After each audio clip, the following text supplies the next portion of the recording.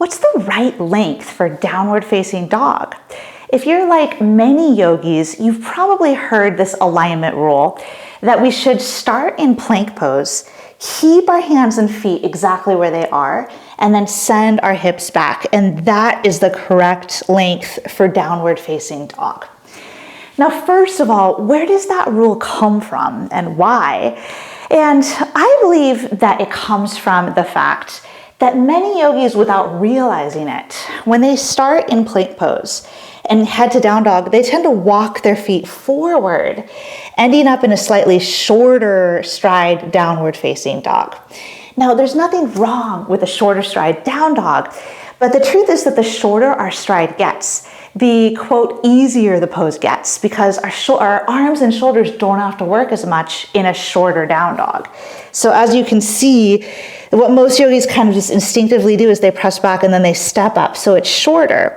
And if you watch my body, if I even shorten the stance a little more, if I go shorter and shorter, see how this just starts to send more of the weight back into my legs, and my arms they're not working as much in a shorter stride, but they bear more load the longer the stride is. And so that, in my mind, is where that plank rule comes from, because a lot of people kind of cheat the work by walking the feet forward in that transition back. However, while I think the plank rule is a good starting point, it's not necessarily the right ending point for every body. And here are a couple examples of that. So say someone has particularly tight calves. Okay, so tight calves. So if you are in downward facing dog, if you watch this angle here at my heel, the longer that my down dog stance is, the more this becomes a calf stretch, because this angle increases. And if you watch that angle and I walk back and I shorten my stride, see how that angle decreases and this becomes less of a stretch for the calves. So someone who has tight calves might prefer a shorter downward dog, just so that they're not feeling so much sensation there, so they can embody the pose a little more easily. But if someone maybe has tight hamstrings and maybe that's more their issue, a shorter downward facing dog actually stretches the hamstrings more.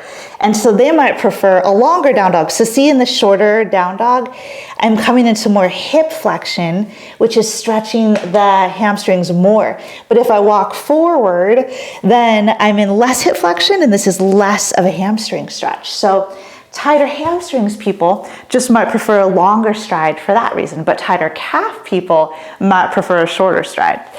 And then other considerations are, if someone's working with a shoulder injury, they might want to not load their arms as much intentionally, just to unload a bit for the injury to heal. So maybe they would prefer that shorter length in their down dog so that the legs bear more load and the arms bear less.